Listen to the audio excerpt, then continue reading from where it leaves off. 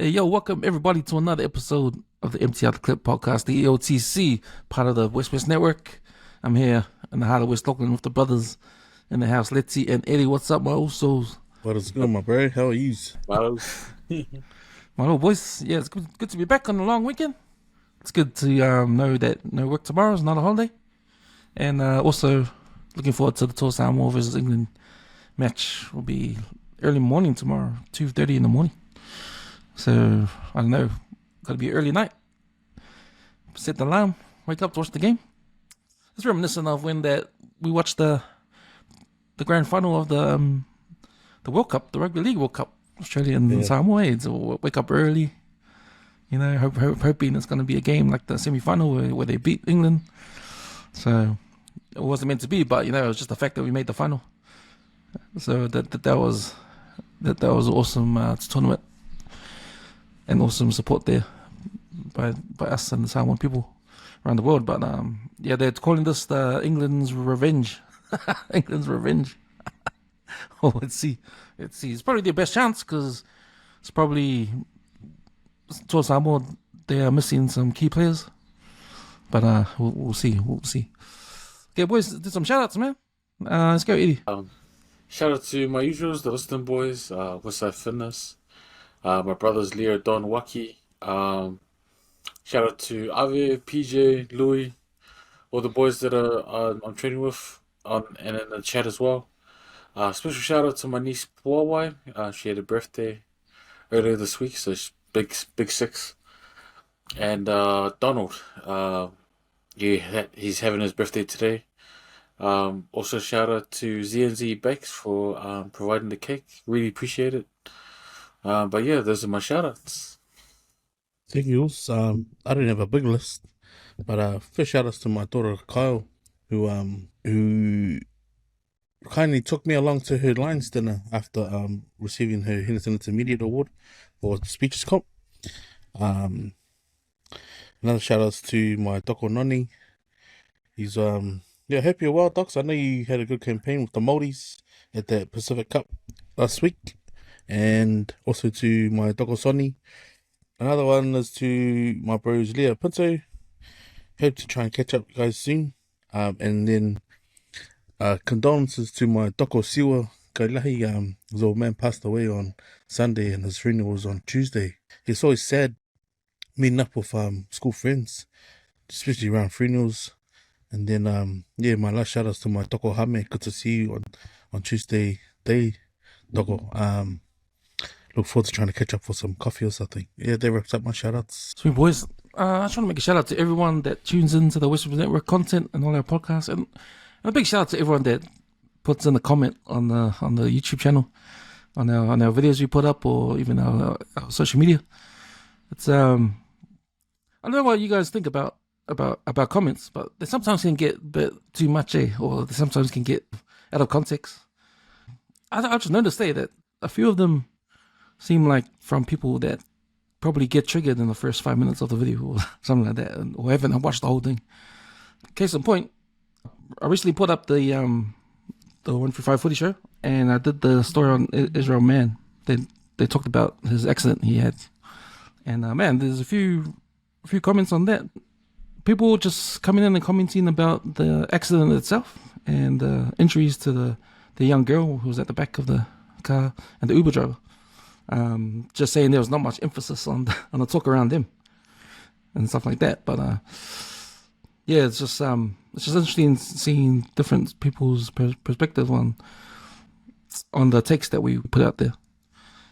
Shout out to everyone that does put a comment on the pages and keep on doing it. Yeah, man. Shout out to the boys on the 135 footy show. I think they're gonna do a special podcast straight after the game, the Samoa game. So what, 2:30, 3:30, 4:30? We'll jump on. If anyone's still awake, we'll jump on and do a quick half an hour review of the game. So it's fresh in the mind. So I think we did that for the counter ruck when we did the All Blacks. I think the All Blacks game. But yeah, we'll bring you that as it comes. Don't forget to check us out on all our socials, the WesWes Network on all our socials. We're on Facebook, Instagram, YouTube, on X, formerly known as Twitter. And yeah, catch our website, www.weswesnet.com. It's your chance to check out our articles in there and read our latest WesWes Sports magazine, blog magazine. You can click on the link in the website and you can check that out as well. So yeah, thanks boys for jumping on for another episode. We'll get into how was your week. Let's start with you, Eddie. Yeah, week was alright. Just some stuff happened in the background, so just trying to support the boys. Niece's birthday, man, body's pretty sore. Just trying to get back into full-time work, so getting used to these long hours. Cause I work pretty long hours. Like I start 6 in the morning and I finish at about 5:30 in the hour. And then I'll try to go to training after that, so it's pretty hectic day. But yeah, nothing much. Just been chilling. Try not to get run over in Glendine. But yeah, that's basically it. That's just been a chill week. How about you guys? Man, did you get that license plate number? But you said they were of a certain ethnic group. Can you repeat? You look like an Uber driver, like an Indian Uber driver. And son of a bitch. he was just like, he didn't even look. So it was green for us to walk, and he just kind of cruised past us. Like, luckily we weren't in his lane, but he didn't even look at us. Like, I don't know if he realized we were there. But yeah, that was pretty scary. So when we walked back, we didn't even bother pressing the thing. We just looked at the cars and tried to jog through the gaps. But yeah, that's basically it. Try not to get killed. Eerie. Now my week started off sad. Like, had a good week at work. Like, in the swing of things. Yeah, but just sad to hear of the bros passing.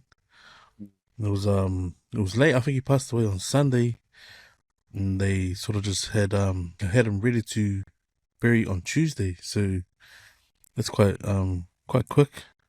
But like most funerals, when you go and you like to hear like the stories, and because a lot of it was in Tongan, it was actually quite inspiring to hear of Sasha's old man, Viliami, Teka, just the love and his faith, especially his faith in the Bahai faith, and then them being like founding members of the Bahai faith in New Zealand, especially those that had come from Tonga with the faith. And it goes to show through the work that Sash does in the community as well.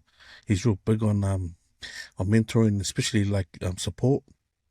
He helped me quite a lot through my mental health journey.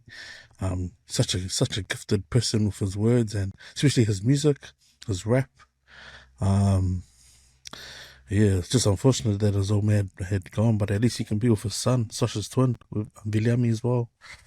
So yeah, back in the day, those two were like, so people don't know the backstory of the Castle and K, that's come off the back of Sash. And then like, it's funny, like I've gone back into school and shared with some of the service academy about what you do when you throw your hand up, and it was cool that Sash come in one time with me to explain to the kids what it means to throw your Castle and K's up, But yeah, it was a beautiful funeral.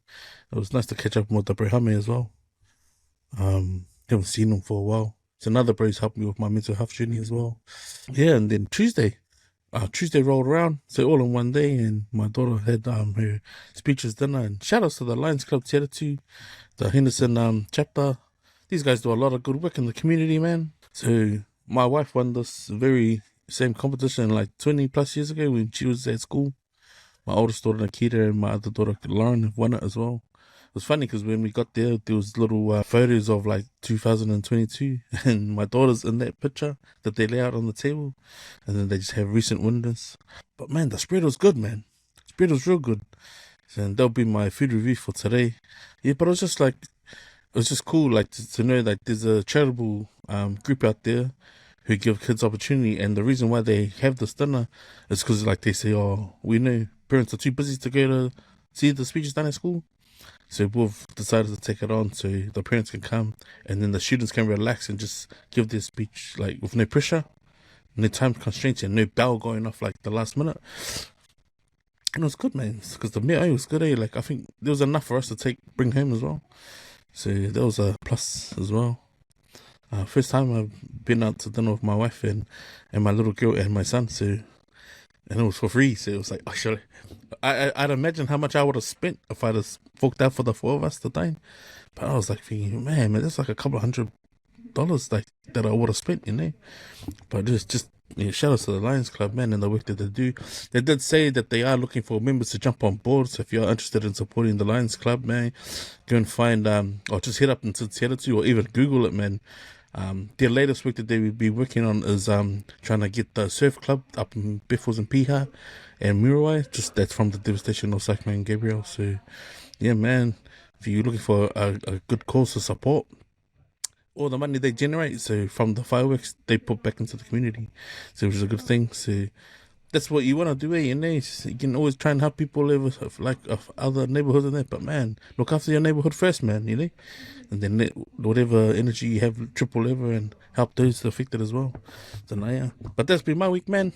Managed to do a work and be yesterday with my girls, man. We did a lot of painting yesterday. Still got paint on my hands, so we'll probably continue our DIYs after this. But yeah, that's been my week, man. Just trying to get things done, But you also? Seki.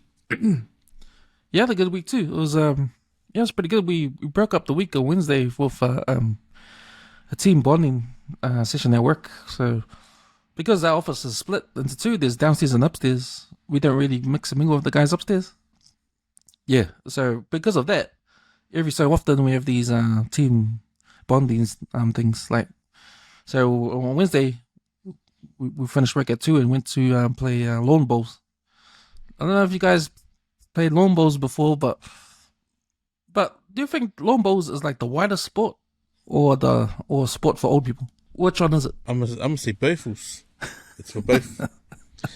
it's for both. Because I got a lot of family that play lawn bowls, and they're like only just breaking into their later 30s or early 40s. But I got a lot of family that do it because they do it to go to the games as well, the Pacifica games, and just all the tournaments around New Zealand as well. Shout out to my auntie Agnes, my bro Elliot's mum. She's like the Masters champ for New Zealand, and she's been playing lawn bowls for some time now.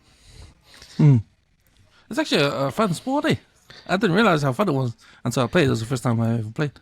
But yeah, man, it's pretty good. It's pretty strategic, Yeah. Sort of like it's like pool, but You gotta have that soft touch. yeah, soft touch and know your power. Because you don't want to go too far, you don't want to go too short. And you got to be just right. It's all about technique and power. But no, man, I had a good time, I thought it would be. I didn't expect to have the fun I had. So yeah, it was a pretty good afternoon. It wasn't too sunny. It was cloudy. But we had free drinks there and some food, and just we all at work just split into like I think 4 teams, and then we just play off each other and play down to a final. But yeah, man, just did that during the week.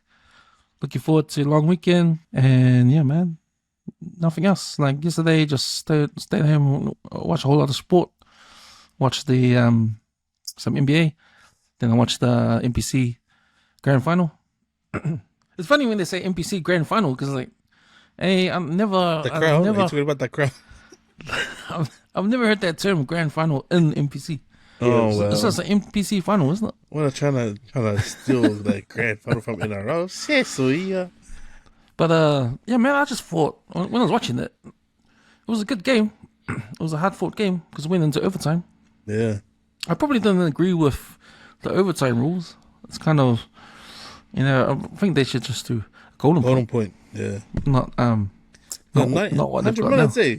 10 minutes each way, and then the deciding factor if there's a draw after the 100 minutes is whoever won the round robin game, No, it's whoever scored the most tries. What's the most tries? Yeah, and then the round robin after if it's still a draw. Man, how gut wrenching is that, Shit. Bro, you jump to celebrate. Oh, we scored 4 tries. They scored 5 tries. Yeah, man. But for a grand final for NPC, there's no one in the crowd. It's wasn't really a big deal. The bloody All Blacks game was on the same day, right? Yeah. And I was just reading that the NZ CEO, Robertson, he's over there in Japan.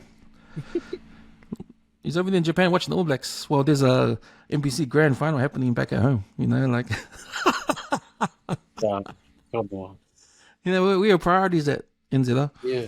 but I think it's the way it is, eh? It's the way it is. All Blacks take priority because that's the cash cow, and nothing else matters. And that's why I think NPC is going to be, I don't know, because it looks like just a normal club game. The way it's presented, if you watch it on TV, I mean, it might as well be just a club game, a club final, you know? Yeah, it's kind of sad, but yeah, those are my thoughts when I was watching that game. I was watching the game because I had some money riding on it too, so I was like, shit. And then I did watch the All Blacks Japan game. We'll probably talk about all this when we get to sport. But yeah, man, that was my week. Sweet boys.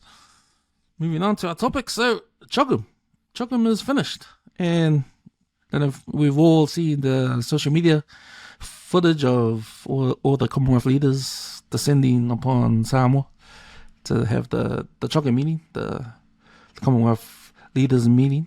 I think on the agenda was climate change, security for the Pacific. Probably China was on the agenda too, like what we're going to do about the China problem. It's kind of funny because you know how Samoa's got China there. They've got their big consulate there. Yeah. That big it's like a big fortress over there. And you know they're not part of the CHOGM, but they're there. They're like the elephant in the room, eh? Like the CHOGM stuff's happening. What are the Chinese doing? It's kind of awkward, eh? Like they're right next door. So they're having a close eye on this. Probably sending some spies in to spy on what the meeting was about. Harari. Hey. Yeah. But no, man. I think you saw on social media all the footage on King Charles. Sorry, he's not Prince anymore. King Charles landing with his wife, Camilla, and he gets the red carpet treatment, you know, and the hospitality. It's awesome, man. It's awesome. I mean, for me, I always knew Samoans would put on the biggest hospitality ever, like for all those guests. And you know, when you saw like news footage of all these leaders just reacting to the hospitality, you know, they look surprised. Like I saw Anthony Albanese saying, "Man, what a awesome hospitality." And I was like, "Yeah, that's how we do it. That's how we do it, man, in Samoa." So it made me proud, man. So there was no surprise there, but it was just funny seeing all the reactions there. But start with you, Eddie. Like, how'd you find this whole thing? Because it was good for our country, eh? To show off how our hosting skills, eh? Show off our hospitality and how we roll, man. Well, that just brings in like the mana in that word whaloalo, respect. You know, he is the king of the Commonwealth, and we pay homage and tribute to what he represents. And for him to just come down, you know, just come to little old Samoa, I think meant a lot to the locals because, you know, they didn't really see much of the world leaders come visit. Like, we don't see Zelensky, we don't see Biden, Putin, any of those big guns come down, you know? But it's just like at the end of the day, Samoans can put politics aside and show their culture off, which is hospitality. King Charles himself, before he was king, he does a lot of charities with combating climate change. So when he visited the mangroves in Samoa, I wasn't surprised that he went there because it's one of those charities that he holds close to his heart. I felt like his welcome was a lot better than what he got in Australia, where a lot of the governors of the states refused to receive the king. They didn't want to see him. So, you know, for all the big chiefs in Samoa to do it was pretty heartwarming. But the one thing that I got choked up on was after he drank the ava and he did his little speech and he said that, you know, if he survives, he wouldn't mind coming back because, you know, he's battling cancer. And that hit hard, eh? Kind of reminded me of my mum when we went to Samoa last year, and she said to her brother, "Oh, this will be my last trip to see you," you know, blah blah. And you know, when we came back to New Zealand, and like they kind of hit different, eh? Like I got a lot of respect for King Charles for coming down and the stuff he said about Samoa. You know, his mum visited the late Queen Elizabeth. His father, Prince Philip, visited when he was in the military. So, you know, and even he did a Siva Samoa with, was it Henry Tuolangi back in England? So, nah, man, I feel like in his old age, he's kind of mellowed a bit and, you know, it brings a lot of pride, you know, after the week we've had with Samoans trying to be humble and shit like that. But, no, I brought pride back to in the Samoan flag that, you know, we pay homage, we pay hosts, all politics aside, like, it's just how we are as a people, eh? But yeah, that's my 10 cents. How about you guys? Man, I'm gonna have to say first shout outs to the Hollywood Husbands, bro, for his creative genius when Caramel rolled up in these nice as SUVs that when they jumped in. But just the best thing when she tried to pair her Bluetooth, man, and that he had on his videos on it, it's just, bro, that is probably the most funniest thing I've seen in a long time. But now you're right, also, yeah, your chest gets a little, you know, grows a few inches when you see stuff like that, especially when the kids present their besties to her. Even just them being welcomed into the dinner, and then them waving out to the media as they approach the dinner, and then listening to King Charles's speech as well. It speaks a lot about what the Commonwealth was about. Like, you know, all politics aside, all the world leaders can sit in a room and all they can, and then just share a meal. Like, that's breaking bread, you know. And for the greater future of human being, you know, of mankind, and that's a third of the population that he's recognizing, you know, that we can sort of all be on the same page and work towards one goal. That's try and help climate change, especially because it's affecting our Pacific nations, even if we choose to believe it or not, you know. Yeah, I was proud, like, but we're good at hosting, man, especially when you see the streets, say, just even like, and like, shout outs to all those who took upon themselves to do their own creative filming of it, you know, because you can jump on YouTube right now, that's beautiful, bro. Like, you know, it makes you want to go back to Samoa, even with what's happened with New Zealand spill in the marina. It's like, it makes you want to be there.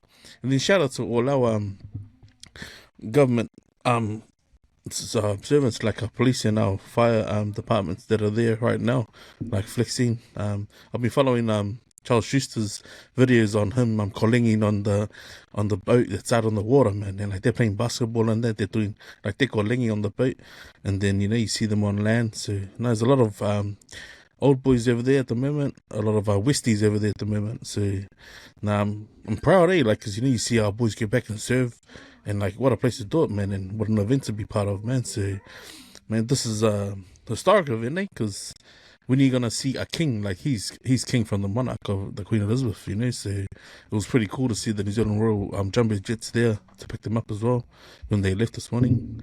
But nah, man, what an awesome event, eh? Like, shucks. It makes you wish that you had the annual leave to just go and fly over and just have a meal outside afterwards, or even just do security, you know, or even just a kapenga da awala, like, after everyone's packed up and gone.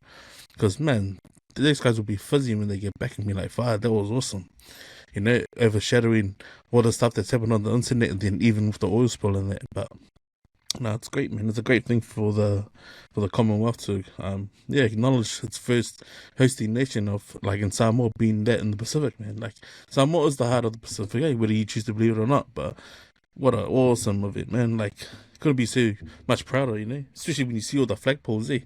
You're like, Charlie. It's like, we good, man. We good. Yeah, it's awesome, eh?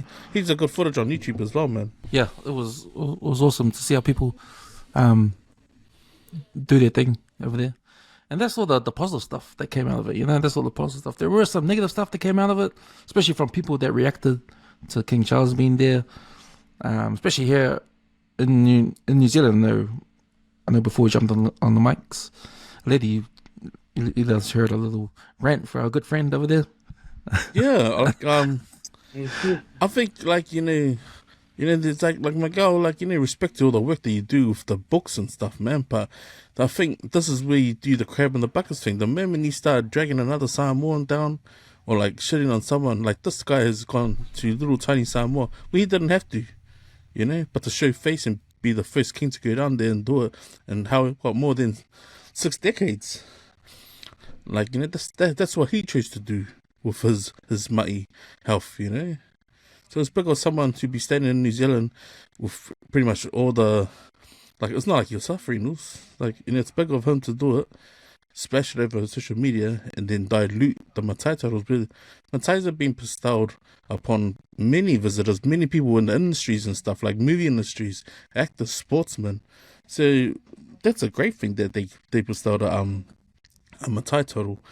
Like Lorenzo shared on the back of the 135, like, these are honorary titles. They're not Matai titles where they can come back and say, I own this piece of land. It's a big difference, So the mayor scene he spoke of in his rant was probably like, okay, maybe do a bit of a fact check on what kind of Matai title he got, because this is the king. Like, if Jesus was down here walking amongst the earth, he would get the highest of highs of Matai titles. They would be higher than the elite titles. So it's pretty funny that he can just take a snippet like that and then try and, that's just another clickbait that he's added to Hannah's little video, man. But yeah, it's just some opinions, mate. Just make sure the whole opinion is like, yeah, maybe gout. Well, stay away from the rich foods, mate. Forgive me, Steve Hansen. He's got a Matai title. Yeah, oh, that's right. Yeah, Steve Hansen's going. Man, Yeah, everyone's going. 2 World Cups, 2 World Cups, man.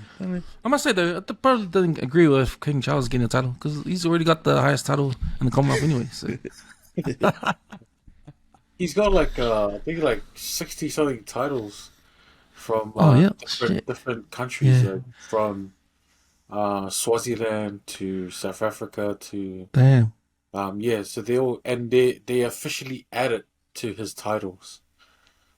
So when he passes on, they'll be buried with the high honors of every title that he's been bestowed. So that's massive that Samoa's given him that. So when he does pass on, he takes a bit of Samoa with him, as a gift from from a long-serving Commonwealth nation.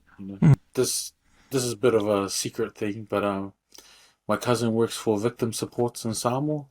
So women that are affected by domestic violence and kids that have been hidden away from their parents because of domestic violence. And Camilla actually visited their facility, and it wasn't posted on social media at the time because she wanted to keep it secret until she left, and then they can post about it. So just goes to show that when they came on this mission, there was a bit of thought behind it.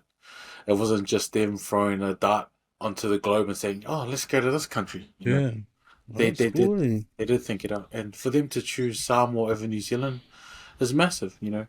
They picked the hot humidity Samoa over 5-star hotels here in New Zealand. So it's big respect there. I think I saw one of Camilla, whose speeches was about domestic violence.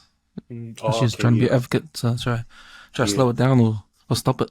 But she said in the speech in Samoa as well. So and that's kind of like you remember these stories that come on the news about domestic violence, especially certain sports players.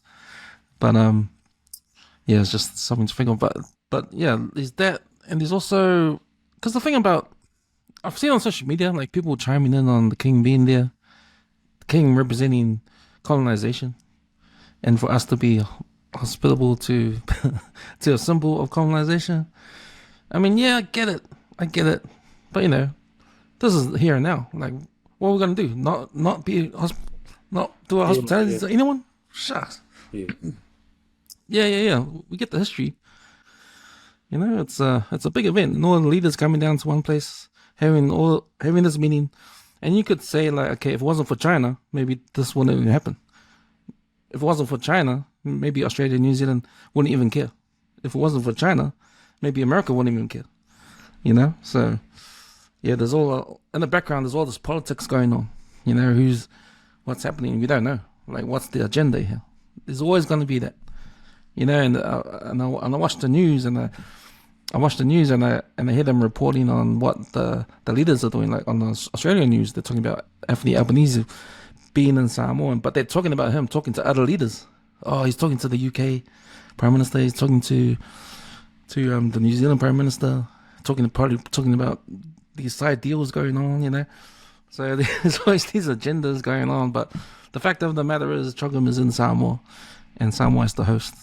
And Samoa did a really good job in hosting. And part of our culture is to show that hospitality.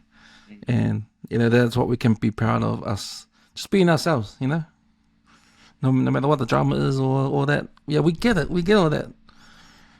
People are talking on social media about conspiracy this, conspiracy that. Yeah, we get it. But hey, man, what are you going to do about it? What are you going to do about it? What are you going to do about it?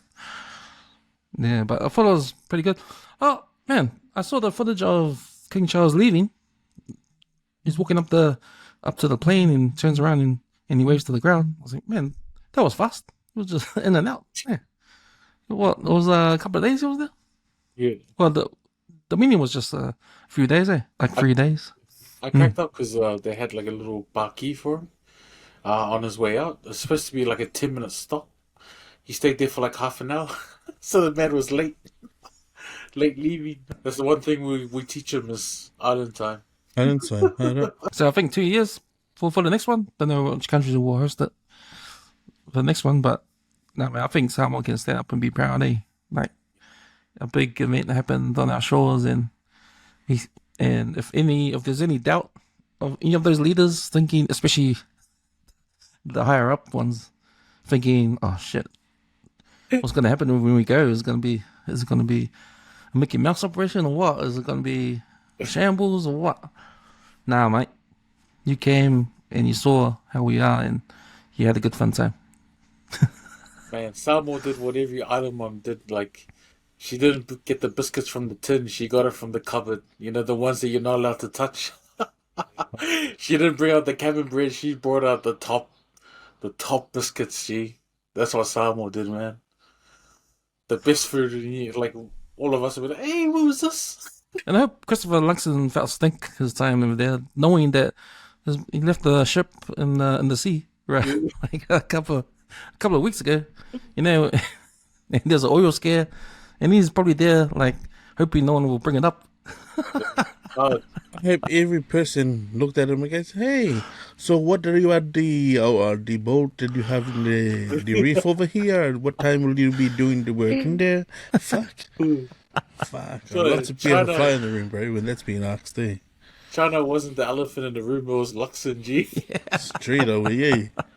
Now we come to at the meeting. Now we come to saving our seas. Now we come to the part when we talk about protecting our oceans. New Zealand, what have you got for us? Well, China's a big problem. Shit. Yeah, man, that was CHOGM. Hope the economy went well. Everyone, all the visitors. So there's a big ship there, like to take some of the accommodation of some of the service people that look like a cruise liner, like a P&O.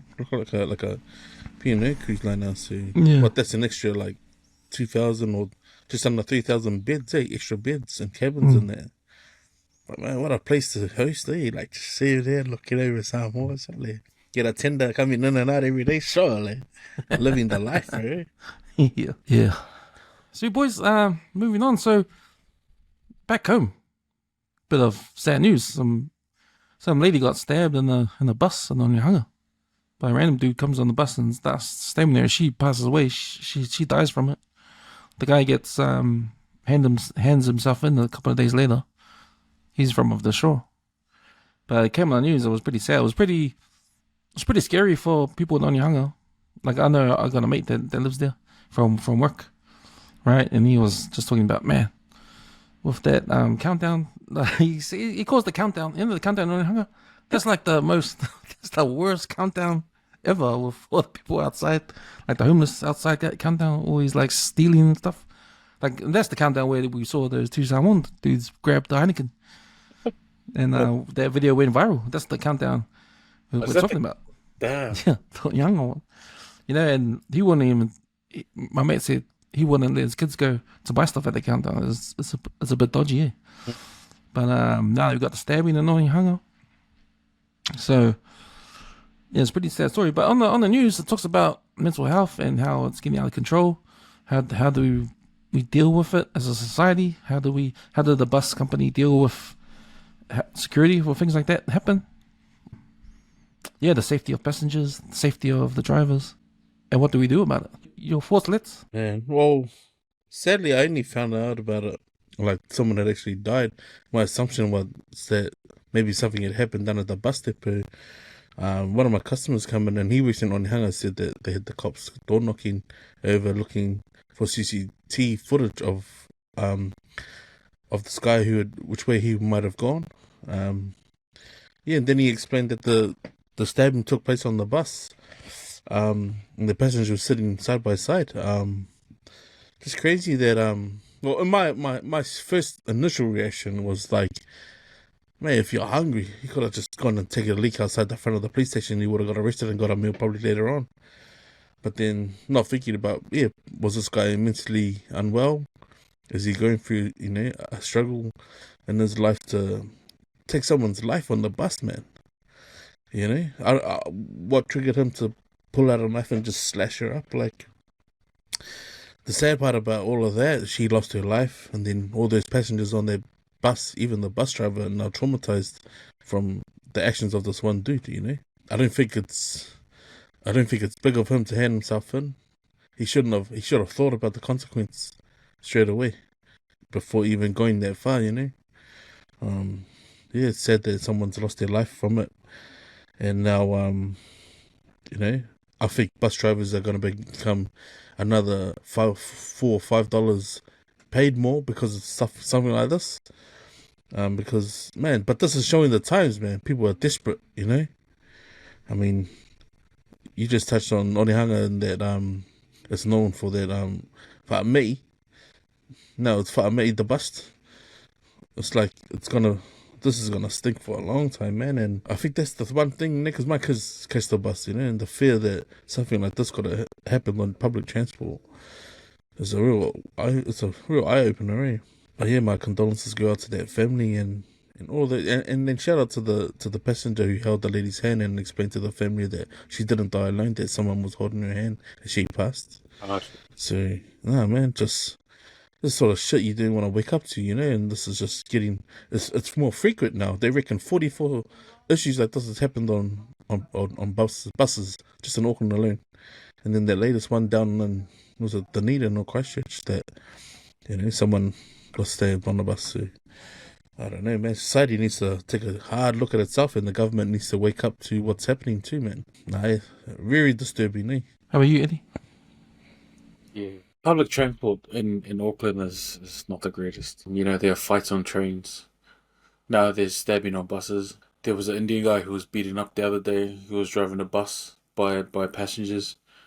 There was a guy that used his hop guard to swipe at the guy's neck and cut him. So it's not an isolated incident. Regardless if this guy knew or did not know this lady, it's just shocking, bro. And they're putting money, I think it was like 12 to 14 million towards helping the public transport and dealing with like situations like this.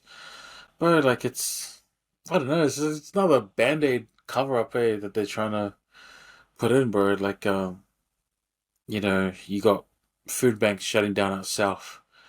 The help is not getting to the edges of society. Like the people that live on the fringes of society, right on the edge, are not getting the help they need, medication, support, stuff like that.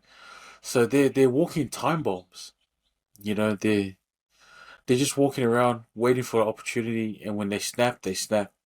And condolences to this mother, daughter, sister. Like that's a life that you will never get back. I think the latest update was to see if the guy, if he knew the victim or if the victim knew the guy. But just brings the question, like, why people are not using the buses anymore. Why people are choosing to Uber or even just use their own car. And, that's congesting traffic. So that's just problem upon problem upon problem that, like, the government's just, like, throwing money at it, but it's not working. It's like you need to get to the core of it, and that's just people living on the fringe. So very sad situation, and even more sadder that we're kind of getting it all the time.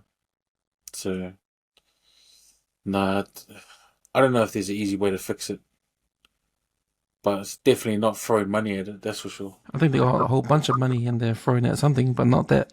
It's not working, whatever they're throwing the money at. But No, it's real sad, and it's sort of scary too when you know that your kids go out there in the world, catch public transport to get to their job, or catch public transport to go from A to B, and that's dangerous. Like, what the hell? Oh, everyday things are they dangerous now, and it's sort of like scary for parents to think that too. So, what is the solution? And if you put all these cases together and you see the people that have killed or given harm, you look at their mental health and you wonder, okay, so is there a common thing between all these people? Is what we're doing to help these people working at the moment? Because I think when it comes to things like that, like, shouldn't there be a place for them to be looked after? But then at the same time you think, okay, we did that before, and look what happened: the sexual abuse and the abuse and at those places back in the days, huh? Well, So that's a comparison. Like this national government's gonna roll out the boarding homes or the military style camps for minors or kids under the age who can't be processed as adults in the corrections facilities. But what happens to this guy? He's gonna use the mentally unwell card. He's gonna use it. So what's the maximum sentence? Because this lady died. Like, there needs to be a lot more transparency around the consequence of this guy's actions, because he literally killed someone. Like, we can't, and it might be harsh to say, we can't fall on mental health and say that's the reason why I did it. I wasn't in the right frame of mind. You might as well say I was possessed. You can pretty much say I was possessed. I didn't know my left hand from my right hand almost, so I become blind to what I was actually doing, and I actually felt like I was in a dream. Like, how does that sound in the courtroom? And then how does that sound speaking openly about it? Because it's not going to bring this lady back. The harsher reality is what happens to the person who's guilty of the murder. And I think that needs to be more discussed openly, where the people need to actually think hard about what happens. Like, do they go into like somewhere like a psych ward? But then what's going to happen in the psych ward? A nurse is just going to ignore that this person's screaming the same shit every day for the next 20 plus years? Because there are people who go into jail and they rehab, right? And they do all these courses and they come out, they fit into society like most people, but not everyone, And then we've seen the other flip side of people being accused and not even guilty. But this case here was cold-blooded murder, man. He killed someone. Multiple stabbings. Like, fuck. It's not an accident, mate. you just touched on something that made sense to me in the way where maybe what they should do is put these people in prison and do the psych evaluation in prison. That way you could know, because you got all that time, to test that person, right? He's in there for the crime. Like, if you kill someone that many times, that means you wanted to kill that person. You're a killer, and you murdered that person. So you got to be guilty for that. You got to get the full maximum for that, and then do the psych evaluation inside while he's doing the time. Then you can know whether to leave him there, because he's going to be rehabilitated, if any, or if you find that he can't be rehabilitated because of his mental state, then put him somewhere else to help him in a different way. There's a lot more known now, right? You hear of all these patch members that go in, they were ripping their colours, that's all they knew throughout their whole life, and they come out, they're a total different person. But when they come out and they speak about, hold up, I was part of Oranga Tamariki back in the day, or they sent me to a boarding home, yet they've got families, or they've come out and said, I didn't want to be the father that was the father to me, or I didn't want to be, like my uncles, this is all I saw. I wanted to change that cycle, I wanted to break that cycle. But there has to be a deeper story into why this guy lashed out the way he did. I mean, we can talk about, there is tough times at the moment, but was this premeditated, or, who knows? Like, we can only just throw, assumption around. But it is like, this guy has to pay for what he done. 100%. Maybe inside the jail would be the way to do it, eh? See, there was that famous case in America, and it's on TV, and there's been many series made of it. The Menendez brothers, how they killed their parents back in the days, and now there's talk about them getting released from prison, saying that they're rehabilitated, or their mental state is in a better place right now. because they were saying the guy that wanted them out was saying, oh, man, when they did the crime, they were 20 and 21 years old. Now they're, now they're in adulthood. They probably learned their lesson. They shouldn't be in jail anymore. So it's like, but they try to play the mental health card in their court case. They said their father abused them, so we're in a mental state where only thing we can do is kill our parents. And then the judge said, nah, you guys are going to prison for life. But regardless of the reason, they pulled the trigger Yeah. multiple times with shotguns at close point blank range. But do you think that now the society and like in the world knows more about mental health now than it ever has because of what's unfolded over all these years, that we get a better understanding that someone's not in their right mind when they're mentally unwell? Because there's people who go through mental health and they get help, right? Then there's other people who have mental health, but they refuse to see that they're mai, you know?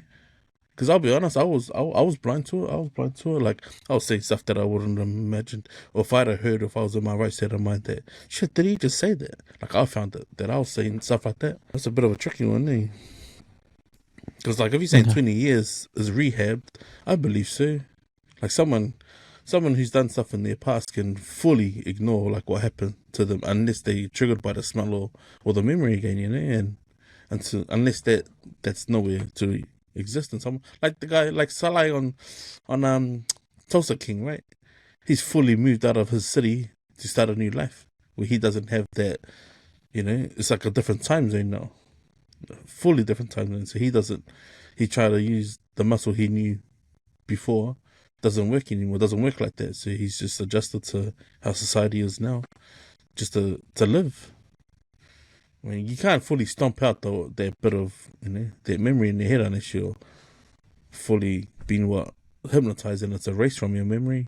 Yeah, I hope they don't react to this incident and then make some rules up that change how we travel on bus, or like I agree with that girl on the news. It's not the bus problem; it's a societal problem. Yeah. Like, we have to figure it out as a society, so to prevent this. Not the band-aid solution. Put a guy. Don't put a security guard on each bus. Yeah. Yeah, and that's then like a band-aid. That's like a band-aid situation. Taxpayer pays for it later when they get because we had to help out this new thing that we just voted in the next referendum. The taxpayer is now $100 billion in debt because we had to put all those people on buses. Just to mind the passengers. Like, come on. Yeah. So, yeah, we'll see what happens. We'll see what comes out of the court case, I guess. This guy goes to court. We'll see what happens. Speaking of court, little update on the young kid that drank the beer can full of meth. So the guy got found guilty. So it's a good news. He's going to good win for the family, prison. Yeah. I saw the family come out of the courthouse on the news. They're happy, and I saw the old lady say that she forgives the guy. And I was wondering, would you say that if it was found not guilty? I don't know. That's what I was thinking about. But nah, yeah. I think, to be honest, also, to be at peace with one stuff, you'd have to say it. Guilty or not guilty, only like she said, only God can judge. So if you believe in your faith like that so much, even if they were acquitted, you'd still, I forgive you, because that's bigger, eh? That's bigger. And you let that mellow in his head while he's trying to be a good person in society again. It's only, I forgive you, but still the boy is gone, you know. I would struggle, eh? Like, yeah. I mean, if that was my little brother or my son, like, regardless if you got locked up for 20 years, gee, I'm waiting for you to come out. Yeah, God can judge me, bro, but yeah, you took my son away, bro. You know, you took my brother away. Someone that had potential to be someone in society. You know, you decided to take the money and bring all those drugs in. I hope they make an example of this guy.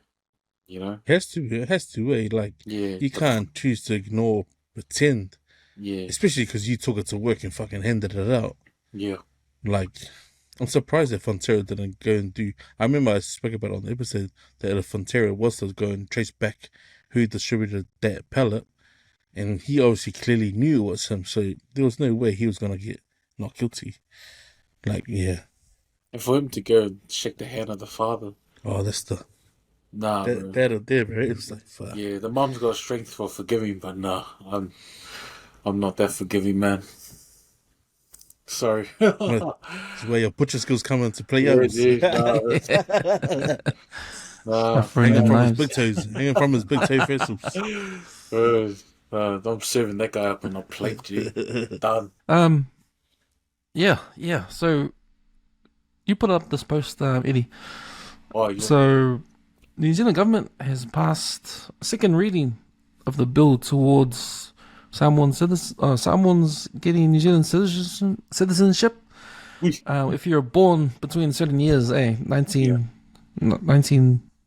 or 1924 to 1948, Yep. to 1948. That's when New Zealand had rule over Samoa, was it? Or that under was British? during- that was Under when the it British became a mandate. Yeah. Oh, okay. Yeah, when Samoa was under the Commonwealth, under the British, yeah. Yep. And then I think Robert Muldoon, he overturned it. He made a shady deal with the Samoan government. Well, the story is, Yeah. right, he flew over there. And he met the Samoa Prime Minister at the time. They had a meeting, shook hands. Muldoon came back, and then they changed the law. 82. In 82, yeah, changed the law to retract Samoan New Zealand citizenship to the Samoans who were eligible to have citizenship through the British thing. So we talked about this before, but it's good to see a bill passing. I think it has to pass 3 times before it gets into law. So this is the second time, This is the second time it passed. Yeah, I think it's the second reading, yeah. Yeah, there's a second reading, and it was a unanimous decision to pass it in the second reading. So looks like it's going to go through. One more reading, and then it'll become law. But only 22% of the eligible citizens left, or left alive, is it? There's like fewer than that, I think. Yeah. Fewer than that. So Yeah. it begs the question, are they agreeing for this because it's a bit too late? Oh man. Mm. Forward, too little, too late. Like It's late, yeah. Trying to rewrite their wrongs, though. Yeah. Because Again- it's a bit of a tally of wrongs. Yeah. Because I think in the Herald it mentions that tally. They're talking about Black Sunday, Yeah. or Black Saturday, and they're talking about the influenza from the ship that docks into Apia. Then they talk about the dawn raids. Then there's apology, and now there's a ship that sunk in the coral reef. That's the latest of the. Despite all of the that tally. shit, we still pull out the red carpet when they come. That's the difference of like Samoans, man. Like man, Anzac Day, we always praise Gallipoli, the Battle of Chinook Bear, Passchendaele. But the first New Zealand involvement in the war was the taking of Samoa in 1914. You know, when New Zealand soldiers with an Australian contingent landed on the shores of Apia and annexed a German Empire colony for the British, for King and Country. And ever since then, it's just gone downhill. The first administrations of Samoa from New Zealand were generals. So they look at it as a militaristic administration, you know. Like you mentioned before, the Spanish influenza in 1918, 8,500 Samoans died, which is about 1 in 5, 22% of It's a fifth of the population, man. Yeah. So that's, you know, they're shooting against the Black Saturday, the dawn raids. Like, you talk about the special relationship between New Zealand and Samoa, it's been one-way traffic, man. Samoa shows, like, nothing but love for New Zealanders, especially when they come over. We appreciate them coming over, you know, they bring money and, yeah, New Zealand brings help, but I don't know, man, like, this law for the citizens is too little too late. How many people are still alive from 1948? Not much. They still haven't said sorry for the boat that sunk, a few weeks ago.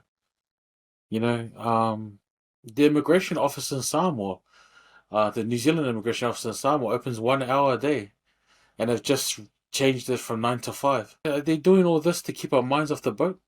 You know, like, it still has a potential of becoming one of the worst ecological disaster in New Zealand, in Samoa, sorry. And I feel like they're trying to give us like all these little gifts to keep our mouth shut about the boat that sunk there. But yeah, I don't know, man. Yeah. But I think that's part of, when you think of Samoa's hospitality, especially to Christopher Luxon, you have to show him hospitality because as Samoans we respect no matter what, right?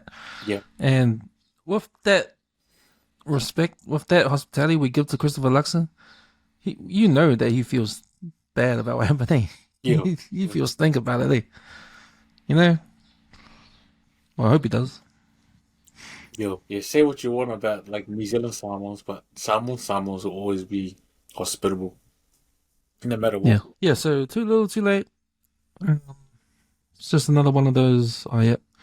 Hopefully, they'll count this as a point to us for reparations. But yeah. What else we got? That's it, eh? That's it for our topics. That's all, eh? Have you guys got anything else? Just sports now, I think. Yo, so yeah, Shout out man. to NBC grand final. Or... Did you guys catch the final? I'll be honest, man. I fell asleep, man. That's how boring the game was, man. How boring that game. I mean, shout outs to Wallace Halaholo for making an appearance. For someone of his age. Ika Elliott. Showed up. Ika Elliott, man. 37 years old, bro, on the bench even, silly. But yeah, it was boring, eh? It was like rugby's just like it was a proctor. Oh no, I'm getting confused because the game was so close to the All Blacks Japan game. I was just like, man, like it just wasn't entertaining for me, eh? Even when I wake up and I saw the score, it was like 16-0. I was like, this what a boring game. Felt maybe some of the on-field decisions, right? Had we eliminated the video refs, the game would have been a different game. I think Bear Plenty's momentum changed after a couple of those calls.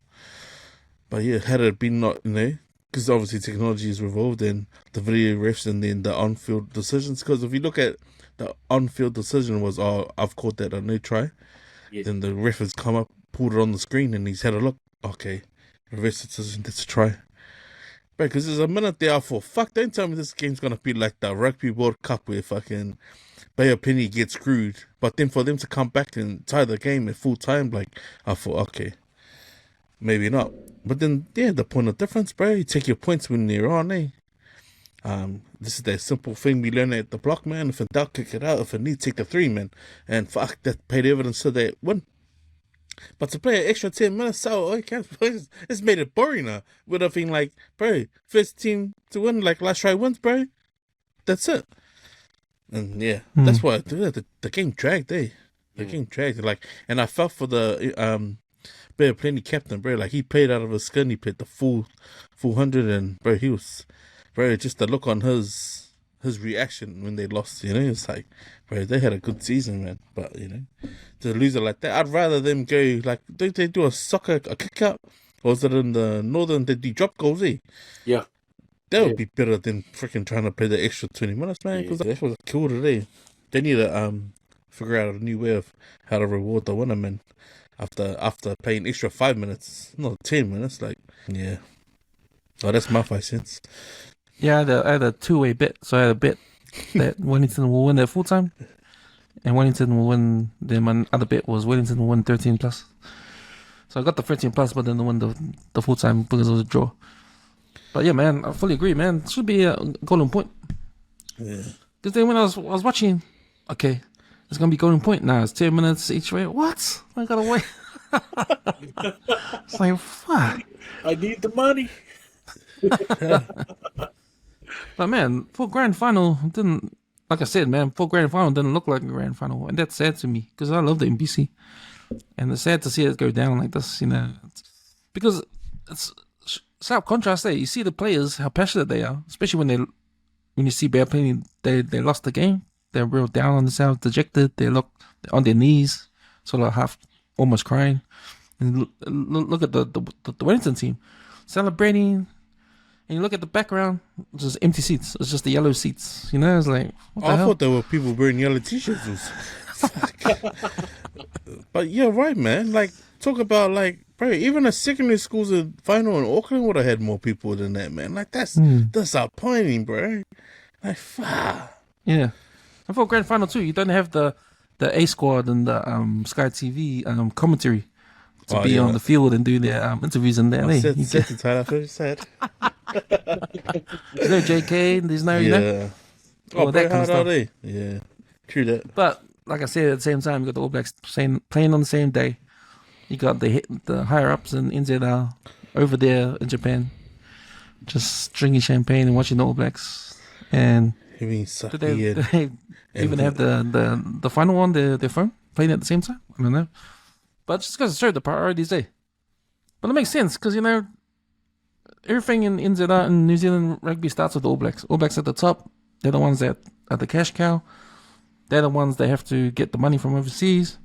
And then it trickles down to the NPC, to club rugby. And when the All Blacks probably not have a good record now, they're not like the most elite team now. They're not even number one in the world. Like, they're starting to slip. So that means all the sponsors may be starting to slip. And this deal they got with Silver Lake, it's probably they made a deal in the wrong time, because I think when Foster was on board, yeah, they were losing games, you know, and now they're not number one. This tour of the UK, this European tour we're about to see, it's probably going to be a struggle for them. I think it's going to be a struggle for them. I don't think they're the All Blacks on back in the day where they just win all the time. They win everything. They have to fight to win now. It's sort of like they're the Springboks of the early 2000s, and the Springboks now are the All Blacks of the early 2000s. Did you watch the game, Eddie? Bits and pieces, yeah. Because the initial squad that I saw right now, to be honest, this is like my fuck, this is an old game, because I've only just put on Sky after the rugby league final. But yeah, my first initial reaction was like, "Hey, is this an old team?" No, it's live. But then I thought, oh, actually, this is a team that I felt would have looked good if they had picked the guys who played good in Super Rugby. But what's his face? Well, that's being generous, but Sam Cane, and no Rico, no Hodgkins. But yeah, watching that game, bro, the way Japan started, I was thinking, bro, if this game goes like this, man, this is going to be a mean game. Shout out to the guy from Cuss who scored the first try for Japan.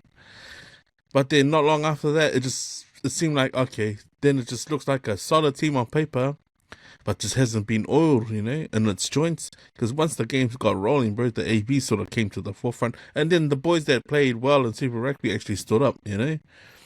Shout out to Petty on his first captaincy and scoring a try. Like, I thought he played well. He played like a number 6 more than a lock. But then the guys who play, like, I don't know where their talent he plays, but the guys who always play structured rugby, yeah, just don't belong in this AB squad. Like, when the ABs are playing warrior style football, throwing the ball around and just sort of like trying not to play so many rucks or like long standing rucks, the game was good. But then when they try to play structured, it looked like like it's like in my mind I was thinking, man, this team, if they wanna do well for their tour, needs to have at least a 2 and 2nd strength team close to, or if not, just as good. Because you know what it showed? It showed that that having Franks coach the Japanese forward pack, like the scrum time, bro. Like, to me, the scrum time was probably the most exciting part of the game, because it goes to show, bro, you got all these Japanese guys who were just lean, fucking not fold, bro. Like, even when Tongafasi came on, Sale, you'd think I was waiting for him to fold the Japanese, and Sale, he just first initial hit. Sale, I'm sure a little turtle came out of his moolie, bro, because the front row didn't move. And usually that first shot, you know, is usually when you can see it bind. But it was good that they had the spider camera there. Like, you can see it from the top. Like, fuck, Japan, bro. That's a new Argentina of the front rows, bro. Because I reckon if Japan scrummed against South Africa, fuck, they'd do the exact same thing they did to the ABs. But it was a boring game there towards the end. There's like too many tries. But I mean, the scoreline didn't reflect it though. Too many tries. Unfortunately, my bet didn't come in there. So I had What did you anytime have? score. I had anytime try score is right. I had a multi for anytime try score. Man, I had Tui Pelotu. I had Roigard and Mark Talia. And I had my last one was bloody Civil Reese, man. Oh, yeah. Wow. Simon played well on his side with Proctor though. Like, I was surprised. Like, that pairing is quite good. But yeah, he shouldn't have passed it, did he? He should have just shown going. Yeah. Scored, he would have won you a couple of grands. So, I really enjoyed the Japanese in that first 20. yeah, very First hard. 30, actually, yeah. The last Japanese try, I thought there was a little bit of shipping because the retiring Japanese players blocked the defenders from tackling them. But, yeah, Japanese rugby is growing. It was one of their big spots way back in the day until the All Blacks smashed them, I think 150 something. And apparently the rugby numbers dropped after that. So that was back in the day. So rugby is coming back. Shout out to Manule Miki, ex-Lestonian, who played for Japan last year. I don't know if he's in the squad this year. But I think Japan is going to be a major contender in the region. They can beat Samoa, Tonga, Fiji with ease. They can beat the Americans, the Canadians. Yeah, you're right. They can be the Argentina of the Pacific. I mean, the foreign players that they do bring in is starting to go down a little bit. There's more Japanese-born players in the squad. My only thing is like, with Japan's rugby growing, are they going to take talent away from New Zealand, Australia, and further weaken us with their comp? Because they have in the past, eh? They have in the past. Yeah, and should New Zealand, I've said this before, like, should New Zealand scrap Super Rugby and inject a shitload of money into the NPC and turn it to how the NRL has their own, the NRL has a domestic comp and bar New Zealand. Like, should we have that here in rugby with NPC, like super fun NPC to become a great comp?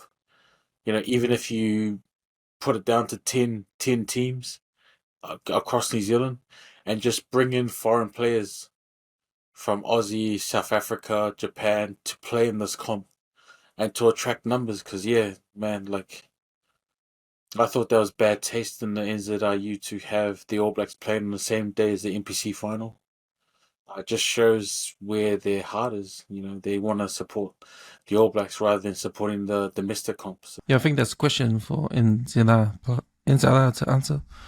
And I think for NZR to actually do that is to give up all their efforts in trying to market the All Blacks and to put all those efforts into marketing a domestic rugby competition and call it Super NPC and just have one outsider, like one Australian team to come in, just like how the NRL does it to the New Zealand Warriors. And because we have the talent, right? We have the talent to have a super comp here. Yeah. Because all our games are exciting. When if you watch Super Rugby and you want to watch the Blues play Crusaders or Blues play Hurricanes play the Chiefs, because those games are exciting and the talent is immense. But I think in order for them to do that, they have to say, okay, All Blacks, all the money going into you has to go into this other comp, and I don't see them doing that. So we either just let it ride and see NPC die, and then who's next? Super Rugby. Let that ride and see Super Rugby die. I mean, it's already started. When you see hardly anyone going to the Super Rugby games now, unless the Blues make it to the final. Yeah. But it's a stretch. I think it's too much of a stretch for NZR, and I think because New Zealand is a small market. There's only 5 million people that live in New Zealand, and you need overseas to be watching the competition too.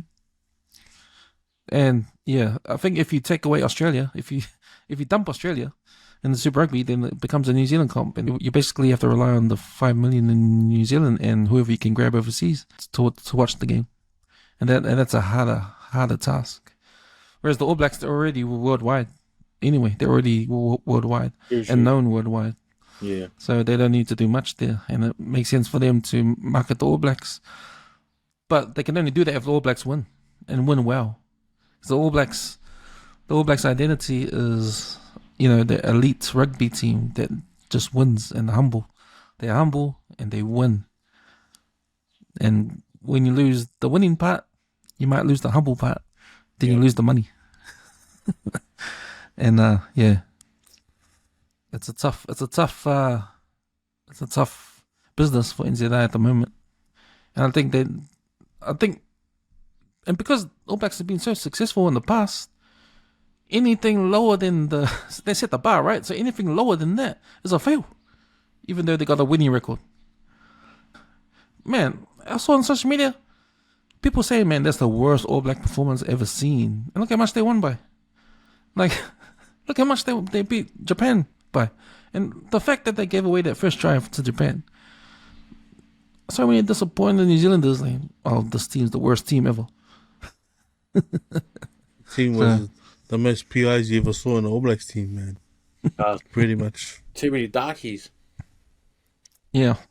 Boys. Oh, just one more thing. LeBron James and his son, Bronny, first father and son to start a game, or not start a game, to come on to a game in the NBA. So, LeBron James' son, he jumped on with his dad. They both subbed in, and he played 3 minutes. He took 3 shots and missed all 3. And now there's talk of him going to the G League in a couple of weeks. So the G League is like the New South Wales Cup in the NBA, like is the level down. So, but there's been a lot of talk since, like, if this is like just all a show, a father and son. Are they just trying to please LeBron James, or how do you have the conversation when you tell LeBron, sorry, your son, don't think he's good enough. We need to. He needs to get a sack. How do you tell that to LeBron? He was probably already he probably already knew himself, man. Wasn't that the whole reason why he re-signed these? Like, you re-sign me, you re-sign my son. Mm. And like, maybe something on his bucket list in his lifetime was to tick that off. Me and my boy be the top of, like, playing the most elite of the most elite, like, comps ever. But people. So now that his son kicked it, it was like, oh, so there you are. Disappoint me, mate. He's like, So they drive home. like he's not passing horns. He would have been nice. Son. I mean, Yeah, but that was the sort of, it was the controversy, right? So I want to hear you guys' thoughts on, if you're LeBron James and you had the chance to play with your son, and doesn't matter about the team, you just want to play with your son, even if it means your team's going to lose or your team's going to not make the playoffs or anything like that, would you do it? So my dad played wing for St. Joseph's College back in Samoa. I played prop. How no am I going to play with my dad? Surely he'll be yelling at me from the wing. Get in the rock! Nah, bro. Surely this is, if I was LeBron's son, I'd be, how no am I going to play? Nah, bro. It's a bad idea to start off with, silly. How about you, Leti? I don't know, because I think, and probably you heard Yash talk about it too. It's like, with my family, like, there's always an expectation, right? If you're a Smith or a Mussy, it's like, there's an expectation. You're going to score points. You're going to score tries. You're going to stand out. But not stand out because you're mud. You know what I mean? And, like, but that started from my old man, like, it's like where I see my kids to have different names from me being on social media. So they can own their own destiny, you know what I mean? Not be compared to me or compared to my brothers. That's why I thought it was. But no, it's always the expectation, bro. But no, if I had the opportunity to play with my old man, yeah, I'd play.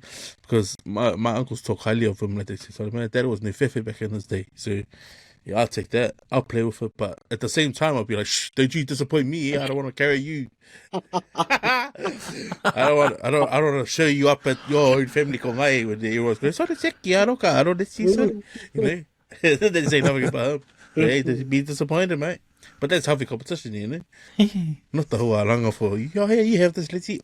Oh, you're going to have the frames. Oh, sorry. So, you boys, Fia Poko of the week. Let's go, let's. Mate, I don't know what is up with my Insta, bro, but like I know, I'll be honest, I have it on a 15-minute. I think I've listened it now, so like 5 minutes. But yeah, so I was browsing, right, and see some funny people do some funny things, eh? I think there's only like 3 at the moment. So I come across it's called Ionia video on Instagram. And it's a guy who got a hammer stuck through a brick. It's not stuck. Okay? The thing is, he's pulled it from one side. Now the head can't fit through the brick. And now he's obviously distraught. Like he's trying to pull the hammer through. But all he needs to do is just push it back out to the side. And then this eye tie comes along. And he goes, wait. I'll go get this. Why? We just do this. Wait. Ready? Bang. Why didn't he just take it out the other side, man? Like, come on. Surely must be Tongan. I mean, must be Tuvalu. I don't know. There's no way that guy can be Samoan. Like, really? Look. Just pull it through the other side. And that guy gets the hamala and he just... Fuck, you know. Can't make this shit up, man. And another one was... This guy's definitely in the Solomons. So... He's standing under the shelter and he's trying to reach for a tire, but it's raining hard out and there's like a bit of a river going down the driveway. So he uses a stick to bring it in. But the stick was initially out in the rain as well. So my question is, why the hell did you go out and grab the stick in the first place? Like, there he goes. He grabs the stick, he brings it back. Then he uses it to bring the tire in. Oh man, he can't make this shit up, bro. Like, silly. Now he's got the tire. Then he runs back and put the stick. Why didn't you just go get it? I don't know.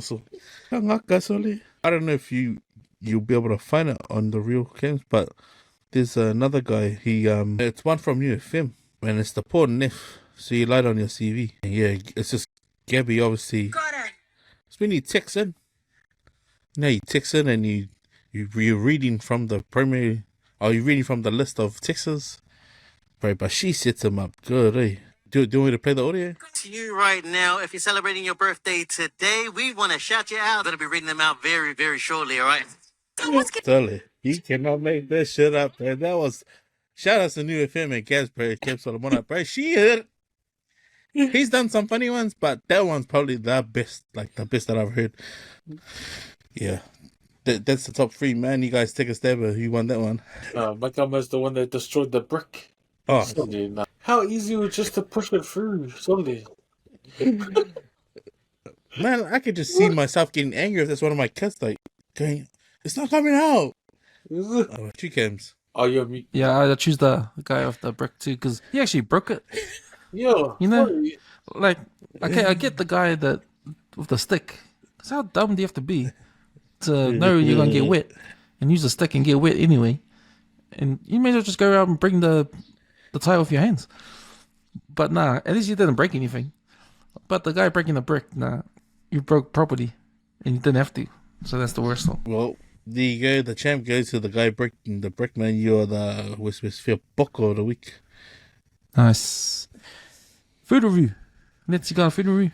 Oh, yes. Once again, I want to acknowledge my daughter Kyle for winning the Henderson's Media speeches. And she kindly invited me along to her Lions dinner. And the Lions dinner, apparently they have it every year. But just of lately, they've been using One Sip Coffee. So One Sip Coffee is on the corner of Edmonton and Territory Road. They're actually called One Sip Coffee and Catering. So, man, we got along to this dinner. And typical islanders, right? Me and my co looked at the me and we're like, oh no, it ain't loud me, man. Like, there's a lot of people here. But to my surprise, bro, he said there were like 25 people in the room. And like, these dishes are probably like the same size as your normal dinner plate. There's probably like maybe 5 or 6 of them. But mate, the salads were sicky, eh? So they had a cream cheese, avocado, cucumber, tomato, red onion salad. It was probably bottled with a bit of like coconut cream and mayonnaise. So it tasted like raw fish, man.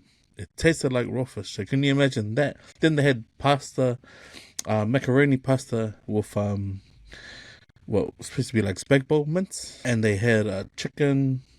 Oh, they had roast potatoes and a few. I'd say, they had bread rolls, but then also they had like some what looked like just like semi-boiled chicken breasts, and then roasted for like about 5 minutes, and then they had a nice mushroom sauce to go over the top of that. Man, in my mind, I was thinking to myself, "Oh well, I wonder who this is gonna feed." You know, I was a bit confused because I was like, surely all these old people ain't gonna get through all this food. Man, to my surprise, there was so much of it left, right? Because of the quantities that the pot of mince was made with. Now I'm trying to find a picture, but on top of that, they made a brilliant dessert, man. And I was thinking, if I had have just bought the chicken with the mushroom sauce and like the bread, the side of bread and that, how much could that have cost if I'd have gone and eaten it? And I would have put that price to say like $18 to $22. But man, the sauce was so good. It was like, man, I gotta go back. Oh, sorry, and there was asparagus. So there's the roast potatoes and the asparagus. I haven't had asparagus in so long. But just that, on that combination on that plate, sorry. Bro, I'm deep sea diving with how good that food was, man. Because my co-law, she doesn't like to eat out. Like, if she doesn't like, she'd rather take it home, bring it home. Because she was holding baby the whole time we were eating. So she decided to double up on her plate. I couldn't finish my plate. I was struggling to finish my plate, and I was only doing like small portions, man. But the food was so filling, eh? The chicken breast and the mushroom sauce, bro, was a winner, eh? But even with the potatoes, but the salad, bro, just that cream cheese with what tasted like coconut cream or mayonnaise. But solid, man, it hit nice, eh? It was so good with the mince. What I'd give this out of 5, bro, I'm bang with a 4.5 stars, man. Because solid, I was so full. But the fact that there was that much left over, like we got to bring some of it home. Oh, solid, man. So winner, bro. So shout out to the guy Aaron that wants some coffee, bro. Fucking delivered on that, mate. Bro. Like, I haven't had a nice sit down meal like that. Like, and not had to pay for it. But man, it was so good. So good. Like the asparagus was that good that my missus was like, I'm gonna go get some asparagus. So we had asparagus like 2 nights in a row, and I was like, it ain't gonna be as good as Aaron's. Like, once it, bro, but it was just nice that even the dessert was like like again, your eyes are too big, for your mangava, man. Like a nice freshly cut fruit salad, bro, with some what looked like small custard fruit type pies, but they were chocolate based ones. Oh, solid. And then 3 cheesecakes. Solid. I went back for fruit salad all the time, bro, because I was like, man, this fruit salad is the bomb. Especially with the seasonal fruit at the moment, the watermelon, the strawberries. Man. But I mean, healthy eating, healthy eating, trying to eat healthy. But yeah, shout outs to One Sip Catering, man. Like, the food was on. The Lions dinner on Tuesday. Sorry, boys, I just had to explain it. I didn't want to leave anything out in case the guy goes, oh, that guy didn't get everything on the table, but yeah.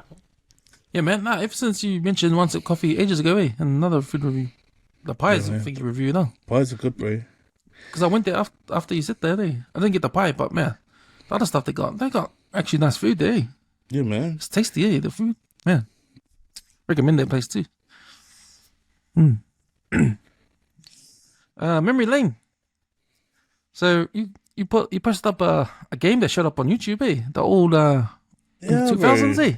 In the 2000s. Old Samoa versus New Zealand Māori. I took a photo. Nika was playing, eh?